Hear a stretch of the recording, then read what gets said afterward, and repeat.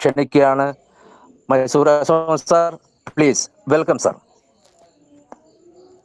Thank you Shaji sir. നല്ല sound ആണോ sir? കേൾക്കാമോ സാർ? നല്ല സൗണ്ട് ആണ് സാർ, ക്ലിയർ ആണ്. Okay sir. Thank you sir. Shaji sir വളരെ നന്നായി എന്നെ പരിചയപ്പെടുത്തി. എൻ്റെ പേര് അശോകൻ എന്നാണ്. ഞാൻ മലയാളി ആണെങ്കിൽ ഞാൻ കുറെ കാലങ്ങളായി ഞാൻ കർണാടകത്തിലാണ്, ഞാൻ മൈസൂരാണ് എൻ്റെ ബിസിനസ് കാര്യങ്ങൾ. ഞാൻ ഒരു 35 വർഷമായിട്ട് ടെക്സ്റ്റൈൽ ഫീൽഡിൽ, ഡിസ്ട്രിബ്യൂഷൻ ഫീൽഡിൽ ഞാൻ വർക്ക് ചെയ്യുന്നു. നമ്മൾ ചെറിയ കമ്പനികളുടെ ഡിസ്ട്രിബ്യൂഷൻ എടുത്തിട്ട് ഒരു 2, 3, 4 സംസ്ഥാനങ്ങളിൽ നമ്മൾ ഡിസ്ട്രിബ്യൂട്ട് ചെയ്തുകൊണ്ടിരുന്നു. കോവിഡ് കാലത്ത് നമുക്ക് അങ്ങനെ ഡിസ്ട്രിബ്യൂഷനിൽ കുറെ പ്രശ്നങ്ങളൊക്കെ ഉണ്ടായി, എല്ലാവർക്കും അറിയാം. ആ സമയത്താണ് നമ്മൾ ഇന്ന് ഷാജി സാറ് പറഞ്ഞുകൊണ്ടിരിക്കുന്ന ഈ ഗ്രേറ്റ് ഓർഗനൈസേഷൻ വന്നത്. അതോടൊപ്പം ഞാൻ കഴിഞ്ഞ ഒരു 5-10 വർഷമായി ട്രേഡിങ്, അതായത് സ്റ്റോക്ക് ട്രേഡിങ്ങിൽ ഞാൻ കുറച്ച് കോൺസെൻട്രേഷൻ ചെയ്തിരുന്നു. അതുപോലെ ക്രിപ്റ്റോ കറൻസി വരുന്ന കാലത്ത് ക്രിപ്റ്റോ കറൻസിയിൽ വലിയ അത്ഭുതങ്ങൾ നമ്മളെ മാർക്കറ്റിൽ കണ്ട സമയത്ത് നമ്മൾ അതിനെക്കുറിച്ച് പഠിക്കാൻ ശ്രമിച്ചൊരു വ്യക്തിയാണ്. അതുകൊണ്ട് തന്നെ ആണ് ഞാൻ പേൾവൈൻ ഇന്റർനാഷണൽ എന്ന് പറഞ്ഞ ഈ വലിയൊരു ഓർഗനൈസേഷൻ വന്നത്. എന്നെ സംബന്ധിച്ച് ഈ ഓർഗനൈസേഷനിലേക്ക് എന്നെ ആരും ഇൻട്രൊഡ്യൂസ് ചെയ്തതല്ല. കാരണം ഞാൻ സ്റ്റോക്ക് മാർക്കറ്റിൽ ട്രേഡ് ചെയ്യുമ്പോൾ ലോകത്ത് വരുന്ന പല ട്രെൻഡുകളും ഞാൻ വാച്ച് ചെയ്യുന്ന ഒരാളായിരുന്നു. അതിനെ ബേസ് ചെയ്തിട്ടുള്ള ഒരു അന്വേഷണത്തിന്റെ ഭാഗമാണ് ഞാൻ അന്ന് മിന്റ് കോയിൻ എന്ന് പറയുന്ന കോയിൻ, നമ്മൾ ഇന്ന് PVC മെറ്റ എന്ന രൂപത്തിൽ വന്നിരിക്കുന്ന മിന്റ് കോയിൻ ഞാൻ കണ്ടിട്ടാണ് ഞാൻ ഇതിലേക്ക് വന്നത്. അന്നൊരു സ്പോൺസറെ കിട്ടാതെ ഞാൻ ഏകദേശം ഒരാഴ്ച കഷ്ടപ്പെട്ടു. ആ സമയത്ത് ഒരു സ്പോൺസർ പോലും ഇല്ലായിരുന്നു. ഞാൻ ഡൽഹിയിലുള്ള ഒരാളെ നമ്പർ അവസാനം എനിക്ക് യൂട്യൂബിൽ നിന്ന് കിട്ടി. അദ്ദേഹത്തെ ഞാൻ വിളിച്ചപ്പോൾ അദ്ദേഹം പറഞ്ഞു, ഞാനിപ്പോ വേറൊരു കമ്പനിയാണ് ചെയ്യുന്നത്, ഞാൻ അതല്ല ചെയ്യുന്നത്, നിങ്ങൾക്ക് വേണമെങ്കിൽ തമിഴ്നാട്ടിലൊരു കോൺടാക്ട് നമ്പർ എൻ്റെ കയ്യിലുണ്ട്, ഞാൻ തരാമെന്ന് പറഞ്ഞ് ഞാൻ അദ്ദേഹത്തിനെ വിളിച്ച് എൻ്റെ സ്പോൺസറായിട്ട് എന്നെ സ്പോൺസർ ചെയ്യണമെന്ന് പറഞ്ഞാണ് ഞാൻ ഈ ഓർഗനൈസേഷനിൽ വന്നത്. അപ്പോൾ കൂടുതൽ എന്നെ കുറിച്ച് ഇൻട്രൊഡക്ഷൻ ചെയ്യുന്നതിനെക്കാട്ടും നല്ലത് ഇന്ന് നമ്മൾ PVC മെറ്റേനെ കുറിച്ചും അതേപോലെ പേൾവൈൻ ഇന്റർനാഷണൽ കുറിച്ചും നമ്മൾ പറയേണ്ടത്, അതേപോലെ ക്രിപ്റ്റോ കറൻസിനെ കുറിച്ചാണ് പറയേണ്ടത്. ഇന്ന് സാറ് പറഞ്ഞു കഴിഞ്ഞു, ഷാജി സാറ് പറഞ്ഞു കഴിഞ്ഞു. നമ്മളിത് 5 സെഷൻ ആയിട്ടാണ് നമ്മളിത് പോകുന്നത്, 5 പാർട്ടായിട്ടാണ് പോകുന്നത്. ഇന്നത്തെ പാർട്ട് ഇന്ന് പറഞ്ഞാൽ പ്രധാനപ്പെട്ട ഒരു ഇൻട്രൊഡക്ഷൻ സെഷൻ ആണ് ഉദ്ദേശിക്കുന്നത്. കാരണം ആളുകൾക്ക് എന്തിനു വേണ്ടി PVC മെറ്റ നമ്മൾ ചെയ്യണം, എന്തിനു കൊണ്ട് പേൾവൈൻ ചെയ്യണം എന്നതിനെ കുറിച്ചിട്ട് ഒരു ധാരണ ഉണ്ടാക്കുന്ന ഒരു ക്ലാസ് മാത്രമാണ്. ആക്ച്വലി നമ്മളിന്ന് PVC മെറ്റനെ കുറിച്ച് കൂടുതൽ അങ്ങ് ആഴത്തിൽ പോകാൻ പോകുന്നില്ല. നാളെ അല്ല, അടുത്ത സെഷൻ മുതൽ നമുക്ക് PVC മെറ്റനെ കുറിച്ച് കൂടുതൽ അറിയാൻ പറ്റും. നമുക്കറിയാം, നമ്മൾ എല്ലാവരും ചെയ്യുന്ന ബിസിനസ് മൊബൈൽ ഫോൺ ഉപയോഗിച്ചുകൊണ്ട്, അല്ലെങ്കിൽ മൊബൈൽ ഫോൺ നെറ്റ്വർക്ക്, അല്ലെങ്കിൽ ഇന്റർനെറ്റ് ഉപയോഗപ്പെടുത്തിയിട്ടാണ് നമ്മൾ എന്ത് ചെയ്യുന്നത്, നമ്മൾ ഈ ബിസിനസ് ചെയ്യുന്നത്. നമ്മളിതൊരു പ്യുവർലി ഓൺലൈൻ ബിസിനസ് ആണ്. ഇന്ന് ഈ ബിസിനസ് നമുക്ക് എത്ര പ്രധാനപ്പെട്ടതെന്ന് നമുക്ക് മനസ്സിലാവണമെങ്കിൽ നമുക്ക് കുറച്ച് കാര്യങ്ങൾ ഇന്ന് ഇവിടെ ചർച്ച ചെയ്യേണ്ടതുണ്ട്. കാരണം മാർക്കറ്റിൽ ഇന്ന് ഒരുപാട് പേൾവൈൻ പോലെ, PVC മെറ്റ പോലെ എന്ന് പറഞ്ഞ് ഒരുപാട് കമ്പനികൾ നമ്മുടെ മുമ്പിൽ വരുന്നുണ്ട്. അതിൽ നിന്ന് എത്ര വ്യത്യസ്തപ്പെട്ടിരിക്കുന്നു നമ്മളെ പേൾവൈൻ എന്ന് പറയുന്ന ഓർഗനൈസേഷനും PVC മെറ്റ എന്ന് പറയുന്ന ക്രിപ്റ്റോ കറൻസി ടോക്കണും എന്നതിനെ കുറിച്ച് വിശദീകരിക്കാനാണ് ഞാൻ ഇന്ന് കൂടുതൽ സമയം. അതുപോലെ എന്താണ് മൊബൈൽ ഫോൺ നെറ്റ്വർക്ക് അല്ലെങ്കിൽ ഇന്റർനെറ്റ്, ഇത് കാര്യങ്ങളാണ് നമ്മൾ ഇന്ന് കൂടുതൽ സമയം ചർച്ച ചെയ്യാൻ പോകുന്നത്. നമ്മൾ എന്തിനു വേണ്ടി ശരിക്കും സീഡ് ഫണ്ടിങ്ങും ടോക്കൺ ഫാമിങ്ങും ചെയ്യണം, ഇത് മനസ്സിലാവാനാണ് ഞാൻ ഈ പറഞ്ഞ കാര്യങ്ങളിലേക്ക് ഞങ്ങൾക്ക് പോകേണ്ടി വരുന്നത്. എന്താ, ഈ മൊബൈൽ ഫോൺ നെറ്റ്വർക്കും ഇന്റർനെറ്റിനെ കുറിച്ച് എനിക്ക് ചർച്ച ചെയ്യേണ്ട ആവശ്യം വരുന്ന കാര്യം, നമ്മൾ എന്തിനു വേണ്ടി പേൾവൈനകത്ത് സീഡ് ഫണ്ടിങ്ങും ടോക്കൺ ഫാമിങ്ങും ചെയ്യണം, ഇത് മനസ്സിലാക്കണമെങ്കിൽ തീർച്ചയായിട്ടും നമ്മൾ ഇന്റർനെറ്റിനെ കുറിച്ച് സംസാരിക്കേണ്ടി വരും. കുറച്ച് എന്നെ സംബന്ധിച്ച് ഇന്ന് ഇന്റർനെറ്റിനെ കുറിച്ച് സംസാരിക്കാൻ കുറച്ച് പ്രശ്നങ്ങളുണ്ട്. കാരണം ഇന്റർനെറ്റുമായിട്ട് ബന്ധപ്പെട്ട പല വിവരങ്ങളും നിങ്ങൾ ഗൂഗിളിൽ സെർച്ച് ചെയ്താൽ പോലും കിട്ടാത്ത ഒരുപാട് വിവരങ്ങളാണ് നമുക്ക് എന്ത് ചെയ്യാൻ പറ്റുക, ബിസിനസ് ലോകത്ത് നിന്ന് മനസ്സിലാക്കാൻ പറ്റും. പലപ്പോഴും അത് ഇന്റർനെറ്റിൽ നമ്മൾ സെർച്ച് ചെയ്താൽ കാണണമെന്നില്ല. ഞാൻ ട്രേഡിംഗ് ആയിട്ട് ബന്ധപ്പെട്ടിട്ടാണ് എനിക്ക് ഇങ്ങനെയുള്ള കുറെ ഇൻഫർമേഷൻ കിട്ടിയിട്ടുള്ളത്. അതായത് ട്രേഡിംഗ് നടക്കുന്ന സമയത്ത് നമുക്കറിയാം, ഇൻസൈഡ് ട്രേഡിംഗ് എന്നുള്ള നമ്മൾ കേട്ടിട്ടുണ്ടാവും. അതിന് വലിയ വലിയ രഹസ്യാത്മകത ഉണ്ട്. നമുക്കറിയാം, നമ്മൾ ഒരുപാട് ആളുകൾ ട്രേഡിങ്ങിലൊക്കെ ചെന്നിട്ട് ഒരുപാട് പൈസ, ലക്ഷക്കണക്കിന് ലോസായ ആളുകൾ നമുക്കറിയാം, ഒരുപാട് ആളുകളുണ്ട്. അവർക്ക് ഇത് ഇൻസൈഡ് നടക്കുന്ന കളികളെ കുറിച്ച് അവർക്ക് ആ ധാരണ ഇല്ലാത്തതുകൊണ്ടാണ് അവർക്ക് കൂടുതൽ പൈസ പോകുന്നത്. അവർ കമ്പനി സെലക്ട് ചെയ്യുന്നതായിട്ടോ ഇൻവെസ്റ്റ് ചെയ്യാതിരിക്കുന്ന ഇത് ചെയ്യുന്നത് റോങ് ആയിട്ടോ അല്ല. കാരണം ഇത് പെട്ടെന്നുണ്ടാകുന്ന മാറ്റങ്ങൾ, ഇൻസൈഡിൽ നടക്കുന്ന രഹസ്യങ്ങൾ ഇവർക്ക് അറിയില്ല. അതുകൊണ്ടാണ് കൂടുതൽ ആളും ഈ ഒരു മേഖലയിൽ പരാജയപ്പെട്ടത്. എല്ലാവർക്കും അറിയാം സ്റ്റോക്ക് മാർക്കറ്റ് വലിയൊരു ഓപ്പർച്യൂണിറ്റി, പക്ഷെ ആൾ സക്സസ്ഫുൾ ആവുന്ന റേറ്റ് വളരെ വളരെ കുറച്ചാണ്. കാരണം ബിസിനസ് ലോകത്ത് എപ്പോഴും സംഭവിച്ചുകൊണ്ടിരിക്കുന്നത് ശരിക്കും പറഞ്ഞാല് ഇൻസൈഡിൽ നമ്മൾ അറിയാത്തൊരു ലോകം ഇതിനകത്തൊക്കെ ഉണ്ടെന്നില്ല. ഇതിന് എനിക്ക് വളരെ ഭയത്തോട് കൂടിയിട്ടാണ് ഞാൻ ഇന്ന് കുറച്ച് കാര്യങ്ങൾ തുറന്നു പറയുന്നത്. കാരണം അതിന്റെ ടൈം ആയതുകൊണ്ടാണ് പറയുന്നത്. ആക്ച്വലി നമുക്ക് പറയാൻ പറ്റൂല. കാരണം ഇങ്ങനെ ഒരു വേദിയിൽ പറയേണ്ട പല കാര്യങ്ങളും നമുക്ക് പറയാൻ പറ്റൂല. കാരണം ഇത് ഞാൻ പറഞ്ഞല്ലോ, ഇപ്പൊ ഉദാഹരണം പറഞ്ഞാല് വലിയ വലിയ പണ്ടത്തെ രാജാക്കന്മാര് മരണപ്പെട്ടു കഴിഞ്ഞാൽ, അല്ലെങ്കിൽ ലോകത്തിൽ അറിയപ്പെടുന്ന വലിയ വലിയ ആളുകൾ മരണപ്പെട്ടു, രാജകുടുംബത്തിൽ അംഗങ്ങൾ മരണപ്പെട്ടു പോയാൽ ഒരിക്കലും ഒരാൾക്ക് മരണപ്പെട്ടു എന്ന് പറയാൻ പറ്റൂല. ആ ചികിത്സിച്ച ഡോക്ടർക്ക് മരിച്ചുപോയി എന്ന് പറയാൻ പറ്റൂല. കാരണം അതിന് ഔദ്യോഗികമായിട്ടുള്ള ഒരാള് വേണം പറയണം, വക്താവ് എന്ന് പറഞ്ഞ ഒരാൾ പറയണം. രാജകുടുംബങ്ങളിൽ മരിച്ചപ്പോൾ അത് വേണം. അതേപോലെ വേൾഡ് ഇന്റർനാഷണൽ എന്ന് പറയുന്ന ഈ പ്രസ്ഥാനത്തിനെ കുറിച്ച് എനിക്ക് പറയുന്നതിന് ഒരുപാട് പരിമിതികളുണ്ട്. പക്ഷെ എനിക്ക് ഒരു കാര്യങ്ങൾ ഈ ഒരു ഇൻഡസ്ട്രിയായിട്ട് ബന്ധപ്പെട്ട് ഞാൻ പ്രവർത്തിച്ചുകൊണ്ട് എനിക്കറിയാം. പക്ഷെ എന്റെ പാർട്ട്നേഴ്സ് ആയിട്ടുള്ള, എന്റെ കുടുംബത്തിലെ മെമ്പേഴ്സ് ആയിട്ടുള്ള മുഴുവൻ ആളുകളോടും ഞാൻ എനിക്കറിയുന്ന രീതിയിലുള്ള കുറച്ച് കാര്യങ്ങളാണ് ഇവിടെ ഡിസ്കഷൻ ചെയ്യാൻ പോകുന്നത്. നമുക്കറിയാം, നമ്മൾ ആരാണ് ഇന്റർനെറ്റ് ഓൺ ചെയ്യുന്നത്? ഇന്റർനെറ്റ് പറഞ്ഞ സാധനമാണ് നമ്മളെ ശരിക്കുള്ള ബിസിനസിന്റെ മെയിൻ ഭാഗം എന്ന് പറഞ്ഞാൽ നമ്മൾ ഉപയോഗിക്കുന്നത് കംപ്ലീറ്റ് ഇന്റർനെറ്റ് ആണ്. മൊബൈൽ ഫോണും മൊബൈൽ നെറ്റ്വർക്കും ഇന്റർനെറ്റും ആണ്. ഇത് ആരാണ് ശരിക്കും ഓൺ ചെയ്യുന്നത്? ഇതിന്റെ പിന്നിൽ ആരാണ്? ഇത് പറഞ്ഞാൽ നമുക്ക് PVC മെറ്റലിനെ കുറിച്ച്, പേൾവിനെ കുറിച്ച് പറയാൻ എനിക്ക് പറ്റും. എനിക്ക് എനിക്ക് ഒരു ട്രെയിനിങ് എടുത്ത പരിചയമില്ല. ഞാൻ പല ക്ലാസ്സുകളിൽ പറഞ്ഞിട്ടുണ്ട്. എനിക്ക് അറിയുന്ന കാര്യങ്ങൾ ഞാൻ ഇപ്രാവശ്യം ഓപ്പൺ ആയിട്ട് പറയാൻ പോകുന്നു. കാരണം പേൾവിൻ എന്താണെന്നും PVC മെറ്റൽ എന്താണെന്നും പല ആളുകൾക്കും ഇന്ന് അതിനെ കുറിച്ച് ഒരു ധാരണയില്ല. ഒരുപാട് അറിയുന്ന ആളുണ്ട്. ഇന്നൊരു ഗ്രേറ്റ് പേഴ്സൺ ഈ നമ്മുടെ മീറ്റിംഗിൽ പങ്കെടുക്കുന്നുണ്ട്. ടോപ്പാസ് ലീഡറാണ് അദ്ദേഹം. PVC മെറ്റലിന്റെ കിങ് എന്ന് പറയും. Somasundar Reddy sir, topaz member. അദ്ദേഹം ഇന്ന് നമ്മൾ ഈ മീറ്റിംഗിൽ പങ്കെടുക്കുന്നുണ്ട് തെലങ്കാനയിൽ. അദ്ദേഹം വലിയ രീതിയിൽ ബിസിനസ് പ്രൊമോട്ട് ചെയ്യുന്ന ഒരാളാണ്. അദ്ദേഹത്തിന്റെ മുമ്പിലൊക്കെ ഇരുന്നിട്ടാണ് ഞാനിപ്പോ ഇങ്ങനെ ഒരു കാര്യം പറയേണ്ടി വരുന്നത്. അതുകൊണ്ട് എന്തെങ്കിലും തെറ്റുകുറ്റങ്ങൾ വന്നിട്ടുണ്ടെങ്കിൽ എല്ലാവരും ഒന്ന് ക്ഷമിക്കണം. അപ്പൊ ഇന്റർനെറ്റ് ആരാ തുടങ്ങിയത്? നമ്മൾ പറയും ഗൂഗിൾ ആണ് ഇന്റർനെറ്റ് എന്ന്. ആരാണ് ഗൂഗിൾ എന്ന് പറയുന്ന ഒരു, അല്ലെങ്കിൽ ഈ ഇന്റർനെറ്റ് കൺട്രോൾ ചെയ്യുന്നത്? എനിക്ക് ഒരു ഹെൽപ്പ് വേണം, ഒരു സഹായം വേണം. ഏതെങ്കിലും ഒരാൾ ഹാൻഡ് റൈസ് ചെയ്യണം. ഞാൻ പറയുന്നത് ഒന്ന് ജസ്റ്റ് ഗൂഗിൾ ഒന്ന് സെർച്ച് ചെയ്യാൻ വേണ്ടി ഒരാൾ എന്നെ സപ്പോർട്ട് ചെയ്യണം. ഷാജി സാർ, നമുക്കറിയാം ഇന്റർനെറ്റ് പറയുന്ന വലിയ കമ്പനികളുണ്ട്. നമുക്കറിയാം സ്പെക്ട്രം ലേലം എല്ലാ പത്രങ്ങളിലും നമ്മൾ വായിക്കുന്നതാണ്. അതുപോലെ ലോകത്തിലെ ഏറ്റവും വലിയ കമ്പനിയായ AT&T, അതിന്റെ ഫൗണ്ടർ എല്ലാവർക്കും അറിയാം. ടെലിഫോൺ കണ്ടുപിടിച്ച അലക്സാണ്ടർ ബെൽ, അദ്ദേഹം ഗ്രഹാം ബെൽ. പിന്നെ Amazon, Tencent, Netflix, Alibaba, eBay, Google. ചൈനയിലാണെങ്കിൽ ബൈഡു, നമ്മുടെ നാട്ടിലാണെങ്കിൽ Reliance Jio, Vodafone, Airtel, BSNL. ഇങ്ങനെ ഒരുപാട് കമ്പനി നമുക്ക് ഇന്റർനെറ്റ് സപ്ലൈ ചെയ്യുന്നുണ്ട്. അപ്പൊ അങ്ങനെയാണെങ്കിൽ ഇവരുമായിട്ട് ഒരു അഗ്രിമെന്റ് വെക്കാൻ ഒരു ഓണർ ഇല്ലാത്ത ഒരു കമ്പനിക്ക് സാധിക്കുമോ? ആര് കൺട്രോൾ ചെയ്യാത്ത ഒരു പ്രസ്ഥാനത്ത് എത്രയും കമ്പനികളായിട്ട് ടൈപ്പ് ഉണ്ടാക്കാൻ പറ്റുമോ?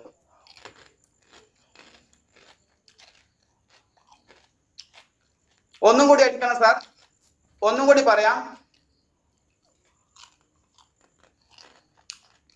സാറേ. Ravikumar sir, hello sir.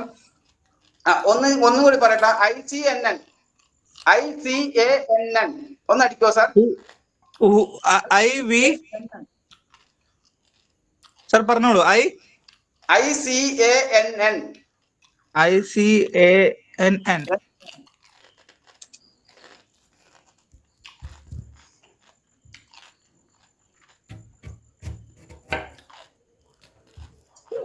Sir, ICANN mission is a mission to help ensure a stable, secure and united global internet. അതായത് ഇന്റർനെറ്റ് കൺട്രോൾ ചെയ്യുന്ന ഒരു ഗ്രൂപ്പ് മാത്രമാണ് ICANN എന്ന് പറഞ്ഞാൽ ഇന്റർനെറ്റിനെ അതിനെ കൺട്രോൾ ചെയ്യുന്ന മാത്രം. അതിന്റെ പുറത്തല്ല. അതാണ് ലോകത്തിലെ ഏറ്റവും വലിയ മൾട്ടി സ്റ്റേക്ക് ഹോൾഡേഴ്സ് ആണ്. ലോകത്തിലെ ഏറ്റവും വലിയ മൾട്ടി സ്റ്റോക്ക് വലിയ വലിയ കമ്പനികളുടെ ഓണേഴ്സിന്റെ ഒരു നോൺ പ്രോഫിറ്റബിൾ ഓർഗനൈസേഷൻ ആണ്. നിങ്ങൾ കൂടുതൽ ഡീറ്റെയിൽ ഒരിക്കലും നമുക്ക് ഇതിന് എന്ത് കിട്ടൂല, നമ്മൾ ഗൂഗിൾ ചെയ്താൽ കിട്ടൂല. വ്യത്യസ്തമായ അഭിപ്രായങ്ങൾ വ്യത്യസ്ത ആളുകൾ പറയുന്നുണ്ടാവും. ആക്ച്വലി നമ്മൾ ലോകത്ത് ഉപയോഗിക്കുന്ന ഇന്റർനെറ്റ് എന്ന് പറയുന്നത് ആരാണ് നിയന്ത്രിക്കുന്നത് ചോദിച്ചാൽ ഉത്തരവില്ല. നമ്മൾ പറയുന്ന ഇത്രയും പറഞ്ഞ കമ്പനികൾ സ്പെക്ട്രം ആയിക്കോട്ടെ, AT&T, ആമസോൺ എല്ലാം ഇവരെ താഴെയാണ്. ലോകത്തിലെ ഏറ്റവും വലിയ കമ്പനി ആലോചിച്ച് നോക്കണം. 20 ലക്ഷം കമ്പനികളെ മെയിൻറ്റെയിൻ ചെയ്യുന്ന ഗോഡാഡി, നെയിം ചീപ്പ് തുടങ്ങിയ നിരവധി കമ്പനികൾക്കും ഇന്റർനെറ്റ് പ്രൊവൈഡ് ചെയ്യുന്നത്. ആലോചിച്ച് നോക്ക്. ഇത്രയും വലിയ മഹത്തരമായ ഇന്റർനെറ്റിന്റെ മുകളിൽ നിൽക്കുന്ന ആരെന്ന് ചോദിച്ചാൽ ഇന്നും ഒരു ആൾക്ക് ഉത്തരവില്ല. അപ്പൊ നമ്മൾ മനസ്സിലാക്കേണ്ട കാര്യം, ഞാൻ പറഞ്ഞു വരുന്ന കാര്യം, ഇങ്ങനെയാണെങ്കിൽ ലോകത്തിലെ ഏറ്റവും വലിയ സംഭവങ്ങളൊക്കെ നിയന്ത്രിക്കുന്ന ആളുകളെ നമുക്ക് കണ്ടുപിടിക്കാൻ ബുദ്ധിമുട്ടാണ്. പേൾവിൻ ഇന്റർനാഷണലിന്റെ ഫൗണ്ടറെ കുറിച്ച് കുറെ ആൾക്കാർ ചോദിക്കാറുണ്ട്, ആരാണ് പേൾവിൻ ഇന്റർനാഷണലിന്റെ ഫൗണ്ടർ എന്ന് ചോദിക്കും. നിങ്ങൾ ഡീറ്റെയിൽ ആയിട്ട് ഇന്റർനെറ്റിൽ സെർച്ച് ചെയ്യോ, മറ്റു പല രീതിയിൽ നിങ്ങൾ അന്വേഷിച്ച് നിങ്ങൾക്ക് മനസ്സിലാവുന്ന ഒരു കാര്യമുണ്ട്. അത് റോത്ത്ചൈൽഡ് ഫാമിലി എന്ന് പറയുന്ന വലിയൊരു ഗ്രൂപ്പിന്റേതാണെന്ന്. കാരണം അവരുടെ സെർവർ മാത്രമാണ് നിങ്ങൾ പരിശോധിക്കേണ്ടത്. അവരുടെ സെർവർ എവിടെ കിടക്കുന്നത്, ആ സെർവറിനകത്ത് വേറെ എത്ര കമ്പനികൾ വർക്ക് ചെയ്യുന്നുണ്ട്. ആംസ്റ്റർഡാമിൽ വെച്ചിരിക്കുന്ന ഒരു സെർവർ അവരെ കൺട്രോൾ ചെയ്യുന്നിടത്ത്, അവരെ സിഗ്നൽ പോകുന്ന സ്ഥലത്ത് എത്ര സെക്ടറിലുള്ള എത്ര പ്രസ്ഥാനങ്ങളാണ് കൊണ്ടുവന്ന് നോക്കണം. ലോകത്ത് മർച്ചന്റ് ബാങ്കിങ് ആദ്യം അവതരിപ്പിച്ചത് റോത്ത്ചൈൽഡ് ഫാമിലിയാണ്. മർച്ചന്റ് ബാങ്കിങ്, അതുപോലെ പ്രൈവറ്റ് ബാങ്കിങ് ലോകത്ത് അവതരിപ്പിച്ചത് റോത്ത്ചൈൽഡ് ഫാമിലിയാണ്. അതുപോലെ നമ്മളെല്ലാം ഇപ്പൊ കേൾക്കുന്ന അസറ്റ് മാനേജ്മെന്റ്, അതായത് സ്വത്തുക്കളും സ്ഥലങ്ങളും ബിൽഡിങ്ങും കമ്പനികളും മാനേജ് ചെയ്യുന്ന അസറ്റ് മാനേജ്മെന്റ് ലോകത്ത് ആദ്യം രജിസ്റ്റർ റോത്ത്ചൈൽഡ് ഫാമിലി. അങ്ങനെ അതുപോലെ മെർജർ ചെയ്യുന്നത്, അക്വിസിഷൻ ചെയ്യുന്ന കംപ്ലീറ്റ് കമ്പനികൾ അവരെ, insurance, venture capital, pension and investment സ്കീമുകൾ ലോകത്ത് ആദ്യം അവതരിപ്പിച്ചതാ. സോവറിൻ ഡെപ്റ്റ്, ഇങ്ങനെ നിരവധി മേഖലയിൽ നിരവധി കമ്പനികൾ ഉള്ള ഒരു ഓർഗനൈസേഷനാണ് റോത്ത്ചൈൽഡ് ഫാമിലിയിൽ പെട്ടിരിക്കുന്ന ഓർഗനൈസേഷൻ. അവർ ലോകത്ത് വന്നുകൊണ്ടിരിക്കുന്ന മാറ്റങ്ങൾക്കനുസരിച്ച് ആരാണ് ബിറ്റ്കോയിന്റെ പിന്നിൽ? നിങ്ങൾ ബിറ്റ്കോയിന്റെ പിന്നിൽ ആരാണ് നമ്മൾ ഗൂഗിളിൽ സെർച്ച് ചെയ്ത് നോക്ക്, ഒരു പേരുണ്ടാവും, സന്തോഷി നാക്കാമോട്ടോ. ഒരു വ്യക്തിക്ക് ഇത്രയും വലിയ ഒരു പ്രോഗ്രാമിന് കൊണ്ടുവരാൻ പറ്റും. ഒരു വ്യക്തി വിചാരിച്ചാൽ ലോകത്തിലെ 54 ലക്ഷം രൂപ വില മതിക്കുന്ന കോയിൻ നിർമ്മിക്കാൻ പറ്റുമോ? ഒരു പ്രസ്ഥാനം ഉണ്ടാക്കാൻ പറ്റുമോ? ഒരു വലിയ, അതായത് ഇതിന് വേണ്ടുന്ന ഒരു ഫാം വേണം, വലിയൊരു ഫാം, സർവർ ഫാം ഉണ്ടാക്കണം. സാധാരണ കേസിൽ ഒരു ചെറിയ ഫാമിന് പോലും 5000 കോടി രൂപ വേണം.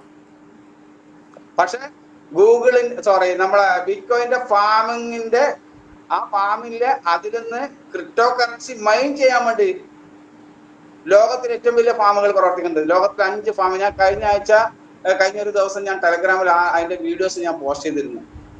ലോകത്തിൽ മൈൻ ചെയ്യുന്ന കമ്പനികൾ, ക്രിപ്റ്റോ കറൻസി അല്ല, കിണറില്ല, വെള്ളം കോരുന്ന വെറും ബക്കറ്റിന്റെ കഥയാണ്. വെള്ളം താഴെ, കിണർ വേറെയാണ്.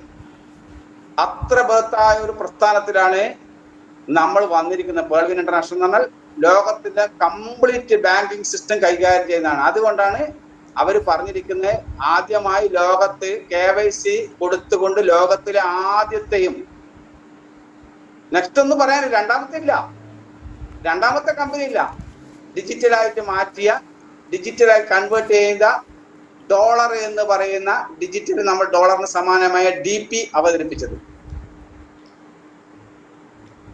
ആലോചിച്ച് നോക്കൂ. അപ്പൊ ഇത് നമ്മൾക്ക് ശരിക്കും പറഞ്ഞാൽ എവിടെ പറയാൻ പറ്റില്ല.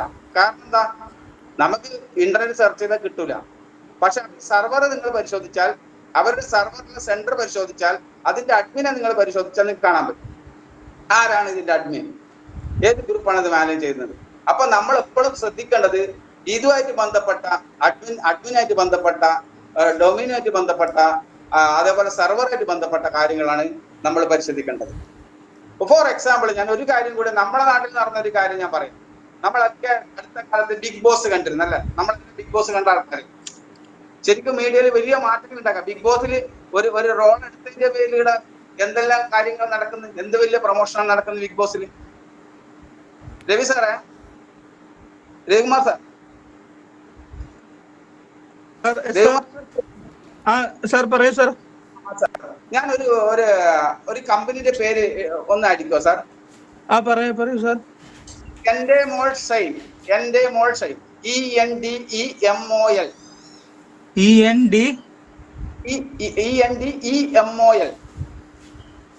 ENDEMOL. Okay Shine, SHIN. Okay sir. പറയുന്നത് തുറക്കുമ്പോഴേ പറയാം സാർ, ഒരു minute. Endemol Shine India is the joint venture bringing together. India വേണ്ട, എൻഡമോൾ മാത്രം മതി. Okay, Endemol Shine. Okay sir.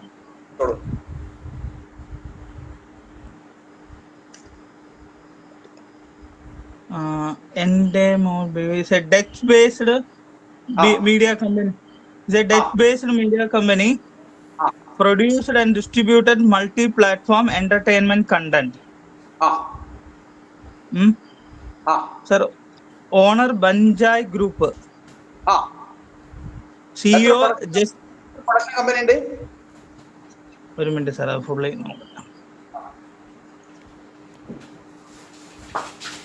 BV is a company produced more than 15,000 hours of programming across the scripted and non-scripted, including drama, reality TV, comedy, game shows, entertainment, factual and children programming.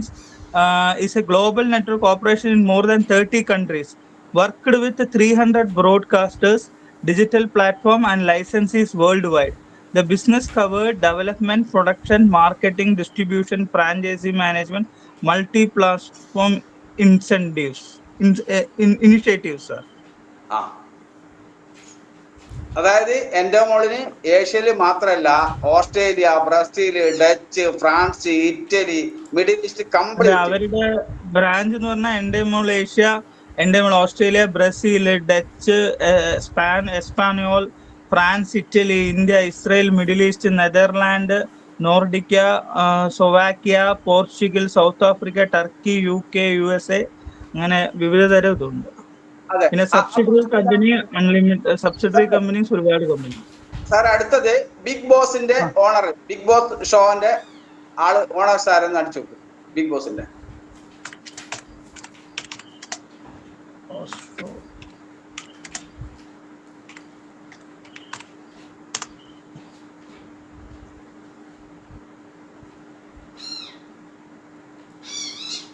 അവിടെയും കാണാൻ പറ്റും. ഒന്നുകിൽ Banijay group അല്ലെങ്കിൽ Endemol Shine. Big boss is Indian reality based on Dutch reality show. അത് തന്നെയാണ് പറയുന്നത്. അതായത് നമ്മൾ മനസ്സിലാക്കേണ്ട, കേരളത്തിൽ മാത്രമേ ഓൾ ഓവർ ഇന്ത്യയിൽ നടക്കുന്ന ഒരു വലിയൊരു കമ്പനിന്റെ പ്രോഗ്രാമാണ് ബിഗ് ബോസ്. നമ്മളെ Malayalam it is produced by Endemol Shine India through Viacom 18 and Disney Star. Subsequently, the various versions of show are made internationally available through OTT platform Woot and Disney Plus Hotstar. Yes. അപ്പോ അത്ര വലിയൊരു കമ്പനിയുടെ programme നമ്മുടെ നാട്ടിൽ ഇങ്ങനെ നടക്കുന്നുണ്ട്. ആളുകൾ ഈ കമ്പനിക്ക് വേണ്ടി ഷോ കാണുന്നുണ്ട്, പൈസ ഉണ്ടാക്കുന്നുണ്ട്. അത് നമ്മൾ അറിയുന്നില്ല. നമ്മൾ വിചാരിക്കുന്ന എവിടെയുള്ള ഒരു നടൻ അല്ലെങ്കിൽ മോഹൻലാൽ വരുന്നു, അല്ലെങ്കിൽ വേറെ കർണാടകത്തിൽ വേറൊരു നടൻ വരുന്നു. മനസ്സിലാക്കേണ്ടത് ഇതിന്റെ പിന്നിലൊക്കെ നടക്കുന്നത് നമ്മൾ അറിയാത്ത വലിയൊരു സീക്രട്ട് സൊസൈറ്റിയിൽ നമ്മൾ മനസ്സിലാക്കണം. അവരുടെ ഓണർ ചോദിച്ചെങ്കിൽ കൃത്യമായിട്ട് നമുക്ക് കിട്ടൂല. എത്ര വലിയ കമ്പനികൾ, ഇപ്പൊ സ്പെക്ട്രം ലേലൊക്കെ നടക്കുന്നുണ്ട്. ഇവിടെ ഒരുപാട് കമ്പനികളും പ്രസ്ഥാനങ്ങളും, അതായത് ഓൾ ഓവർ ദ വേൾഡിൽ കംപ്ലീറ്റ് കേബിൾ ഇട്ട് കഴിയും. ഇന്ത്യയിൽ കംപ്ലീറ്റ് നമ്മളെ റിലയൻസ് കംപ്ലീറ്റ് കേബിൾ ഇട്ട് കഴിയും. ഇതൊക്കെ കരാറ് കൊടുക്കുന്ന ഒരു കമ്പനിയുടെ ഹെഡിലുള്ള ഒരു പ്രസ്ഥാനത്തിന് ഓണർ ഇല്ല എന്ന് പറഞ്ഞാൽ നമ്മളെങ്ങനെ വിശ്വസിക്കുക? ആലോചിച്ച് നോക്കാം. അപ്പൊ നമ്മൾ ഇടപെട്ടിരിക്കുന്ന പ്രസ്ഥാനവും അതേപോലെയുള്ള ഒരു ഓർഗനൈസേഷനാണ്. ഇവരുടെ ഒരിക്കലും നമുക്ക് അതൊരു സെർവറിനകത്ത് നടക്കുന്ന അവര് കാര്യങ്ങൾ മാത്രമേ നമുക്ക് പഠിക്കാൻ പറ്റൂ. അവരുടെ കംപ്ലീറ്റ് മൊമെന്റ് നമുക്ക് അവരുടെ സെർവറിനകത്ത് വെബ്സൈറ്റിൽ കാണാനേ പറ്റില്ല. അവരെപ്പോഴും മോഡിഫൈ ചെയ്തുകൊണ്ടിരിക്കും. വേൾഡ് ഇന്റർനാഷണൽ പറഞ്ഞാൽ ലോകത്തിലെ ഏറ്റവും വലിയ ബാങ്കിങ് സിസ്റ്റം ഇതുവരെ കൺട്രോൾ ചെയ്യുന്ന റോത്ത്ചൈൽഡ് ഫാമിലിയുടെ എല്ലാ സെർവറും ഇരിക്കുന്ന സെയിം സ്ഥലത്താണ് ഇരിക്കുന്നത്. നമ്മൾ അതുകൊണ്ടാണ് അതെന്ന് പറയാൻ കാരണം. നമ്മൾ വ്യക്തമായിട്ട് ആയിരിക്കും നമ്മൾ ചോദിച്ച ഉത്തരവില്ല. പക്ഷെ നമ്മൾ പറയുന്നതുകൊണ്ട് ഇപ്പൊ ഇങ്ങനെ ഒരു സാഹചര്യം നമ്മൾ പറയാൻ കാരണം പല ആളുകളും PVC മെറ്റേന ഇന്ന് മാർക്കറ്റിലുള്ള 21,000 ക്രിപ്റ്റോ കറൻസി ടോക്കണായിട്ട് കമ്പയർ ചെയ്യുന്നതുകൊണ്ടാണ് പറയേണ്ടി വന്നു. വളരെ വിഷമമുണ്ട്. കാരണം നമുക്കിത് പറയാൻ റൈറ്റ് ഇല്ല. കാരണം ഞാൻ പറഞ്ഞില്ലേ, മരിച്ചാൽ മരിച്ചു എന്ന് പറയാൻ പറ്റില്ല. ഒരു രാജകുടുംബത്തിലെ ഒരാൾ മരിച്ചാൽ ഞാൻ വിളിച്ചു പറഞ്ഞാൽ ഞാനൊക്കെ പ്രശ്നവും. പക്ഷെ എനിക്ക് നിർവാഹമില്ല. കാരണം എനിക്കിത് മനസ്സിലായി. ഞാൻ അതുകൊണ്ടാണ് സ്റ്റിക്ക് ഓൺ ചെയ്ത് ഈ ബിസിനസ് കണ്ടിന്യൂസ് ചെയ്തുകൊണ്ടിരിക്കുന്നത്. അപ്പൊ എനിക്ക് എന്റെ സുഹൃത്തുക്കള്, എന്റെ ബന്ധുക്കളായിട്ടുള്ള പാർട്ട്നേഴ്സിന് ഇത് പറഞ്ഞു കൊടുക്കാതിരുന്നാൽ എങ്ങനെ ശരിയാവാം? അതുകൊണ്ടാണ് ഞാൻ ഓപ്പൺ ആയിട്ട് പറയുന്നത്. അതുകൊണ്ട് മനസ്സിലാക്കുന്ന സുഹൃത്തുക്കളെ, PVC മെറ്റ എന്ന് പറയുന്നത് ലോകത്തിൽ അത്ഭുതം ഉണ്ടാക്കാൻ വേണ്ടി കംപ്ലീറ്റ് ലോകത്തിലെ ടോട്ടൽ വെൽത്തിന്റെ 80% കൺട്രോൾ ചെയ്യാൻ വേണ്ടി വന്നിരിക്കുന്ന വേൾഡ് എന്ന ഓർഗനൈസേഷനിലെ DP ഡിജിറ്റൽ മണി DPയും ക്രിപ്റ്റോ കറൻസി ആയിട്ട് ടോക്കൺ ആയിട്ട് സ്മാർട്ട് കോൺടാക്ട് ഉപയോഗിക്കുന്ന ടോക്കൺ ആയിട്ടാണ് PVC മെറ്റ വന്നിരിക്കുന്നത്. നമുക്കത് ചെയ്യണോ ചെയ്യണ്ടേ? നമുക്കത് ആവശ്യമുണ്ടോ ഇല്ല? നമ്മൾ അതിനെക്കുറിച്ചാണ് കാര്യമായി ചിന്തിക്കേണ്ടത്. നമുക്കിതിൽ ഫാമിങ്ങും അല്ലെങ്കിൽ ഫണ്ടിങ്ങും ചെയ്യാൻ നമുക്ക് ചെറിയ പൈസ മതി, അത് നമുക്ക് ചെയ്യാം. പക്ഷെ നമ്മളത് പ്രൊമോട്ട് ചെയ്യേണ്ടതുണ്ടോ? അല്ല നമ്മൾ സാധാരണ 21,000 കറൻസിയുടെ കൂട്ടത്തിൽ അത് പെടുത്തണോ? അതാണ് നമ്മൾ ചിന്തിക്കേണ്ടത്. അതിനുള്ള ഒരു സൊല്യൂഷൻ നമ്മളെ കൊണ്ട് പറ്റുന്ന രീതിയിൽ വരുന്ന 4 ക്ലാസ്സുകളിൽ നമ്മൾ PVC മെറ്റന്റെ, അതുപോലെ നമ്മളെ ബ്ലോക്കിന്റെ പ്രത്യേകത, അതിലെ ബ്ലോക്ക് ചെയിനിലെ പ്രത്യേകത, അത് എന്തിനു വേണ്ടി ഉപയോഗിക്കുന്നു, അതിനെക്കുറിച്ചുള്ള വ്യക്തമായി നമുക്കറിയുന്ന പോലെ നമ്മളൊരു കൂട്ടായ ഡിസ്കഷനിൽ കൂടി അത് പറയുന്നുണ്ടാവും. ഇന്ന് വളരെ സന്തോഷം. ഇന്ന് ഏകദേശം 1067 പേര് ആൾക്കാർ ഇരിക്കുന്നു. വളരെ സീരിയസ് ആയിട്ട് ഇന്ന് ആൾക്കാർ മാത്രമാണ് ഈ മീറ്റിംഗിൽ പങ്കെടുക്കുന്നത്. നമുക്ക് നല്ല ധാരണയുണ്ട്. കാരണം ഇന്ന് ഒട്ടനവധി ആളുകൾ പല ക്രിപ്റ്റോ കറൻസിന്റെ മേഖലയിലേക്ക് എൻട്രി ചെയ്ത ശേഷം ക്രിപ്റ്റോ കറൻസിനെ കുറിച്ചിട്ട് നമ്മൾ ഗൂഗിളിലും അതേപോലെ യൂട്യൂബിലൊക്കെ കണ്ടിട്ടും അതുപോലെ ഇതുപോലുള്ള ഒരുപാട് കമ്പനികൾ ആളുകൾ ആകർഷിക്കപ്പെടുന്നുണ്ട്. അപ്പൊ അതൊന്നും അല്ല എന്ന് സമർത്ഥിക്കുന്ന 2 ക്ലാസ്സുകളായിരിക്കും തുടർച്ചയുണ്ടാവുക. അവസാനത്തെ ക്ലാസ് ലാസ്റ്റ് 2 ദിവസം നമുക്ക് താല്പര്യമില്ലവർക്ക് ഡയറക്റ്റ് ആയിട്ട് നമ്മൾ ഇവിടെ നിന്ന് സ്ക്രീൻ നമുക്ക് ഷെയർ ചെയ്തുകൊണ്ട് തന്നെ PVC മെറ്റന്റെ സീഡ് ഫണ്ടിങ്ങും അതുപോലെ നമുക്ക് ടോക്കൺ ഫാമിങ്ങും നമുക്ക് ചെയ്യാൻ വേണ്ടി പറ്റുന്ന ഒരു പ്ലാറ്റ്ഫോമാണ് നമ്മൾ ഒരുക്കുന്നത്. നമ്മൾ മനസ്സിലാക്കേണ്ട കാര്യം, നമ്മളെ ബിറ്റ്കോയിൻ ക്രിപ്റ്റോ കറൻസിയിലേക്ക് നമുക്ക് വരാം. ബിറ്റ്കോയിന്റെ എണ്ണം എത്രയാണെന്നറിയോ? വളരെ കുറച്ചാണ്. 2,10,00,000 ബിറ്റ്കോയിൻ ആണുള്ളത് ആകെ. 2,10,00,000. അതില് ബാലൻസ് ഇപ്പോഴും കിടക്കുന്നത്, അതായത് ഇപ്പൊ മൈൻ ചെയ്തെടുക്കാൻ ഇനി അവരെ കണക്ക് പറയുന്നത് വരുന്ന 100 വർഷം അതിൽ നിന്ന് മൈൻ ചെയ്തിട്ട് വേണം എന്ത് ചെയ്യണം, അടുത്ത ക്രിപ്റ്റോ കറൻസി പുറത്ത് വിടാൻ. ഒരു വലിയ മൈനിങ് കമ്പനികൾ, വലിയ മൈനിങ് കമ്പനി, ഞാൻ വീഡിയോ കഴിഞ്ഞ 2 ദിവസം മുന്നേ കുറെ ആൾക്കാർ കണ്ടതാണ്. ആ ലക്ഷക്കണക്കിന് കമ്പ്യൂട്ടറാണ് മൈനിങ്ങിന് വേണ്ടി മാത്രം ഉപയോഗിക്കുന്നത്. അതിൽ നിന്ന് മൈൻ ചെയ്തെടുക്കാം. PVC മെറ്റിങ്ങിന് മൈനിങ് ഇല്ല. മൈനിങ് ഇല്ലാത്ത കോയിൻ എവിടെയും കേട്ടിട്ടുണ്ടോ? ചോദിച്ചു നോക്ക്. ടോക്കൺസ് ഉണ്ടാവും, ക്രിപ്റ്റോ ടോക്കൺസ് ഉണ്ടാവും, ഒറിജിനൽ കോയിൻ ഉണ്ടാവും ഇല്ല. നമ്മളതിന് മൈനിങ് ഇല്ല. എല്ലാവരും ചെയ്തു കഴിഞ്ഞു. എത്തീരിയത്തിന്റെ കണക്കെടുത്തോ. എത്തീരിയത്തിന് 12 കോടി കോയിനാണുള്ളത്. 12 കോടിയാണ്. അവർ പറഞ്ഞിരിക്കുന്ന അറിയോ? അറിയുന്നവർ നോക്കിയാൽ മതി. എത്തീരിയൻ സർക്കുലേറ്റിംഗ് സപ്ലൈ, ആ വാക്കാ വെച്ചിരിക്കുന്നത്. ടോട്ടൽ എണ്ണം പറഞ്ഞിട്ടില്ല. എന്തുകൊണ്ട്? അത് അവരെ ഹൈഡ് ചെയ്തിരിക്കുന്നു. ആരാണ് എത്തീരിയത്തിന്റെ പിന്നില്? പറയാതിരിക്കാൻ നിവൃത്തിയില്ല. ഞാനൊരു കുറച്ച് കൊല്ലമായിട്ട് ഞാൻ ക്രിപ്റ്റോ മാർക്കറ്റിൽ ഞാൻ വർക്ക് ചെയ്യുന്നതുകൊണ്ട്, അതുമായിട്ട് ബന്ധപ്പെട്ട് പ്രവർത്തിക്കുന്നതുകൊണ്ട് എനിക്ക് പറയാതിരിക്കാൻ പറ്റില്ല. എന്റെ വേണ്ടപ്പെട്ട ആളുകളായെന്ന് പറയാതിരിക്കാൻ പറ്റില്ല. ആരാണ് യഥാർത്ഥത്തിൽ ക്രിപ്റ്റോന്റെ ഓണർ, എത്തീരിയത്തിന്റെ ഓണർ? നിങ്ങൾ അടിച്ചു നോക്ക്. പാവം ഒരു 22 വയസ്സ് പ്രായമുള്ള ഒരു പയ്യൻ, വിറ്റാലിക് ബുട്ടാലിൻ അവന്റെ പേര്. 22 വയസ്സ് പയ്യൻ. അവൻ ആർട്ടിക്കിൾ എഴുതിയിരുന്ന, ക്രിപ്റ്റോ കറൻസിനെ കുറിച്ച് ആർട്ടിക്കിള് എഴുതിയ ഒരു പയ്യനാണ്. അവൻ എങ്ങനെ ലക്ഷക്കണക്കിന് കമ്പ്യൂട്ടറുള്ള ഒരു സ്വന്തം ക്രിപ്റ്റോ കറൻസി ഇൻട്രൊഡ്യൂസ് ചെയ്യാൻ പറ്റും? ആലോചിച്ച് നോക്കാൻ പറ്റുമോ? ഞാനോ നിങ്ങളോ വിചാരിച്ചാൽ ക്രിപ്റ്റോ കറൻസി എത്ര വലിയ സർവർ ഉണ്ടാക്കാൻ പറ്റും? നമുക്ക് ലക്ഷക്കണക്കിന് കമ്പ്യൂട്ടർ വേണം. അതുപോലെ സർവറിന് പ്രത്യേകതയുണ്ട്. ഈ സർവറുകളൊന്നും എവിടെയാണ് ഇരിക്കുന്നതെന്ന് ലോകത്ത് ഒരാൾ അറിയാൻ പാടില്ല. കാരണം അത്രയും സെക്യൂർ ആയിരിക്കണം. കാരണം ഹാക്കിങ് വരാൻ പാടില്ല, തീവ്രവാദി അറ്റാക്ക് ചെയ്യാൻ പാടില്ല, പിന്നെ ഭൂകമ്പം ഉണ്ടാകാൻ പാടില്ല, അതുപോലെ പ്രകൃതി ദുരന്തങ്ങൾ ഉണ്ടാകാൻ പാടില്ല, ക്ലൈമറ്റിൽ വളരെ കൺട്രോൾ ആയിരിക്കണം. അല്ലെ, അങ്ങനെ വലിയൊരു സ്ട്രക്ചർ ആവശ്യമുണ്ട്. സ്വന്തമായിട്ട് ഒരു സർവർ ഫാം സാധാരണ കമ്പനിക്ക് ഉണ്ടാക്കാൻ. ക്രിപ്റ്റോ കറൻസി അതും പോരാ. പല ഇരിക്കുന്നത് അന്റാർട്ടിക്കയിലാണ്, മഞ്ഞുരുകിയ നാട്ടിൽ അവരുടെ ഫാമുകൾ പ്രത്യേക സ്ഥലങ്ങളിലാണ് ഒരുക്കിയിരിക്കുന്നത്. അങ്ങനെയുള്ള ഒരു വലിയൊരു പ്രൊജക്ട് ആർക്ക് ചെയ്യാൻ പറ്റും? ആലോചിച്ചൊക്കെ ഈ പയ്യന് 22 വയസ്സ് 25 വയസ്സിന്റെ പയ്യൻ ചെയ്യാൻ പറ്റും? നിങ്ങൾ അന്വേഷിച്ചാൽ മനസ്സിലാവും. അതിന്റെ പിന്നിലും ഒരു സീക്രട്ട് സൊസൈറ്റി ഉണ്ട്. ബിറ്റ് കോയിനെ പിന്നെ അന്വേഷിച്ചാലോ അവിടെ ഉണ്ട് ഒരു സീക്രട്ട് സൊസൈറ്റി. പേൾവിനെ കുറിച്ച് അന്വേഷിച്ചാലും നിങ്ങൾക്ക് മനസ്സിലാവും, നമുക്ക് മനസ്സിലാവും, ഉറപ്പായിട്ടും നമുക്ക് മനസ്സിലാവും. ഇതൊരു സീക്രട്ട് സൊസൈറ്റി കൈകാര്യം ചെയ്യുന്ന പ്രോഗ്രാമാണ്. പക്ഷെ ഇവർക്ക് ഒരു അഡ്വാൻറ്റേജ് എന്ന് പറഞ്ഞാൽ ഇവർ ഇതിനു മുമ്പ് അവതരിപ്പിച്ച എല്ലാത്തിലും പല കാര്യങ്ങളായിട്ട് ചെയ്തിട്ടുണ്ട്. പക്ഷെ പേൾവിനെ സംബന്ധിച്ച് അവർ കുറച്ചും കൂടെ ഓപ്പൺ ചെയ്ത് പല കാര്യങ്ങളും തുറന്നു പറഞ്ഞു. അവരുടെ വെബ്സൈറ്റിലായിക്കോട്ടെ എല്ലാം പറഞ്ഞിട്ടുണ്ട്. കാരണം അവർക്ക് കമ്മ്യൂണിറ്റി ആവശ്യമുണ്ട്. ഓൾറെഡി ബിറ്റ് കോയിൻ 20 ലക്ഷം കമ്മ്യൂണിറ്റി ഉണ്ട് അവരുടെ. നമുക്കറിയാം, ഒരു സുപ്രഭാതത്തിൽ രാവിലെ എണീക്കുമ്പോൾ 20 ലക്ഷം കമ്മ്യൂണിറ്റി പുതിയതായിട്ട് വന്നു. എവിടെ നിന്നാ വന്നേ? അവർക്ക് ഓൾറെഡി ഉണ്ട് ഒരു കമ്മ്യൂണിറ്റി. അതാ നമ്മളടുത്ത് കയറി വന്നത്. അവർക്ക് മുമ്പേ ഐഡി കൊടുത്തിരിക്കുന്നവര്. നിങ്ങളെ കഴിഞ്ഞ ഒരു മീറ്റിംഗിൽ ഞാൻ പറഞ്ഞു 20 ലക്ഷം ഐഡി മുമ്പേ കൊടുത്തിരിക്കുന്നു.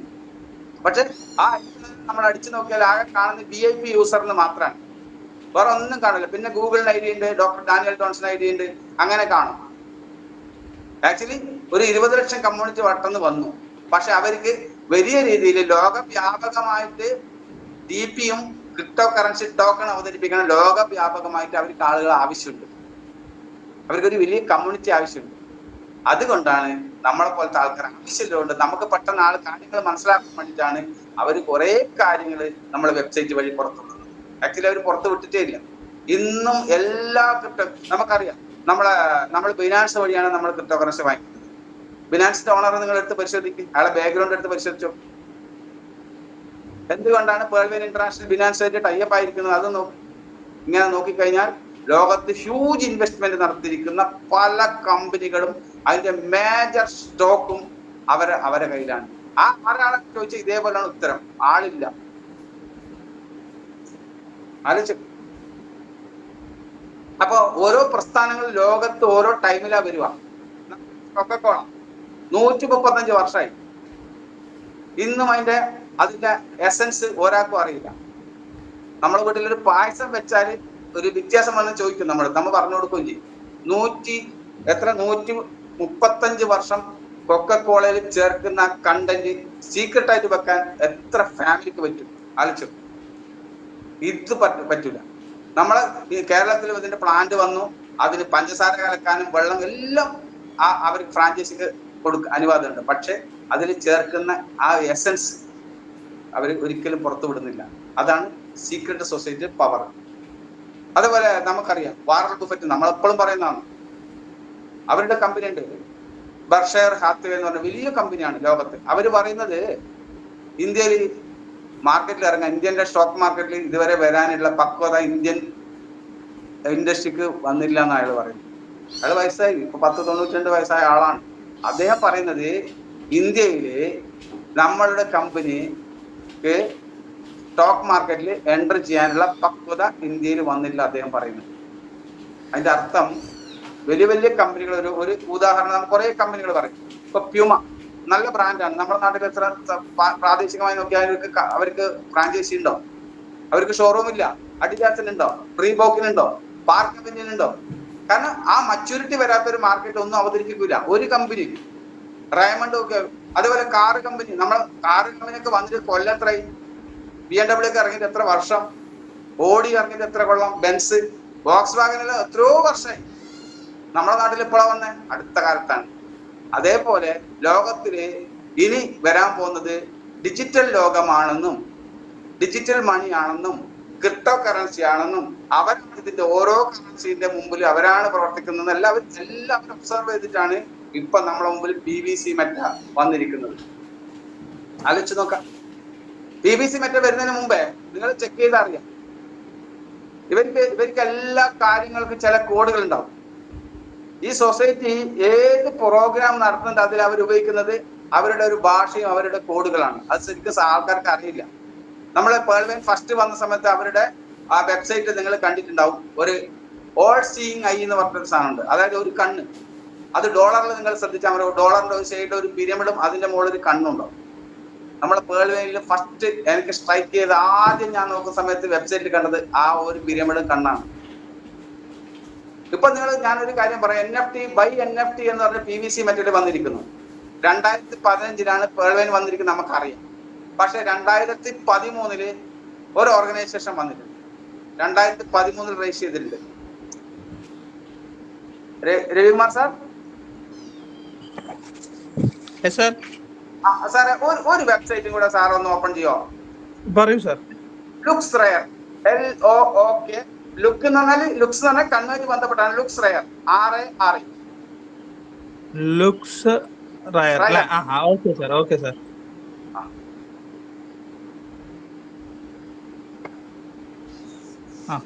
Looks Rare is a community first marketplace for NFTs and digital collectibles on Ethereum. Trade non-fungible tokens with crypto to then Looks Rare. സാറേ അതിന്റെ അവരുടെ ലോഗോ സാർ ഒന്ന് നോക്കുവോ? ലോഗോ സാർ ഒരു ഡയമണ്ട് ഷേപ്പില് ഒരു O സാർ. ഡയമണ്ടിന്റെ അകത്തൊരു ഒരു കണ്ണാണത്. ശരിക്കും ശ്രദ്ധിച്ചോ? കാരണം NFT വർക്ക് PVC മെറ്റ വരുന്നതിന് മുമ്പ് അവർ സ്റ്റാർട്ട് ചെയ്ത് കഴിഞ്ഞു സാറേ. അതായത് NFT എന്ന് പറയുന്ന ഒരു വലിയ ലോകമാണ് സാറ്. കഴിഞ്ഞ പാലക്കാട് ക്ലാസ്സിൽ പറഞ്ഞ എല്ലാവരും കേട്ടതാണ്. NFT എന്ന് പറയുന്ന വലിയൊരു സംഭവം, അതായത് ഓണർഷിപ്പ് കിട്ടുന്ന ഒരു പ്രോഗ്രാം.